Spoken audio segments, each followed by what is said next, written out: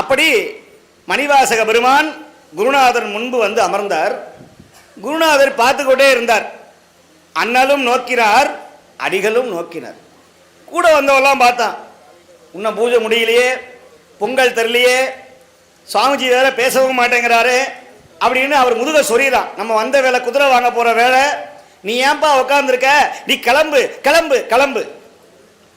இந்த ஒண்ட வந்த பிடாரி ஓட வந்த பிடாரியை கிளப்பின மாதிரி இவன் என்ன பண்றான், மணிவாசகரை சுரண்டான். ஆனா மணிவாசகருக்கு நான் யார், என் உள்ளமார், ஞானங்களார், என்னை யார் அறிவார் என்று தன்னையே மறந்தார் மணிவாசகர்.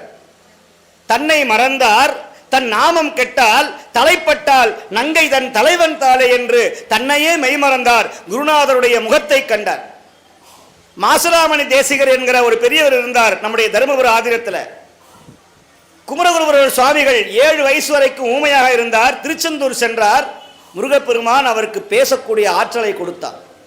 உடனே அவர் 2வது கேள்வி கேட்டார். அந்த சுவாமி, எனக்கு குருநாதர் யார் என்று சொன்னார்.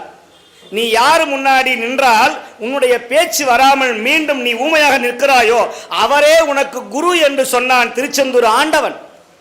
எங்கெங்கேயோ போனார், எல்லோரையும் பார்த்தார், பேச்சு வந்தது.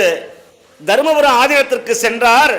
சீர்வலர் சீர் மாசிலாமணி தேசிகரை கண்டார். அவர் முன்னு நின்றார். அவருக்கு பேச்சு வரல, மீண்டும் ஊமையானார். அடியற்ற மரம் போல விழுந்தார். இதுவோ என் குரு என்று சொன்னார். எதுக்கு சொல்ல வர அப்படின்னா, குரு குரு அப்படின்னு சொன்னா காவி உடையும் சடையும் கையில ஆபரணங்களும் வைத்திருப்பவன் குரு கிடையாது. யார் சொல்லும், யாருடைய எண்ணமும், யாருடைய தொண்டும் ஒரே நேர்கோட்டில் இருக்கிறதோ, யாரை கண்டால் உங்களுடைய மனம் வசப்படுகிறதோ அவரே குரு என்று சொல்லுகிறது நம்முடைய சாஸ்திரம்.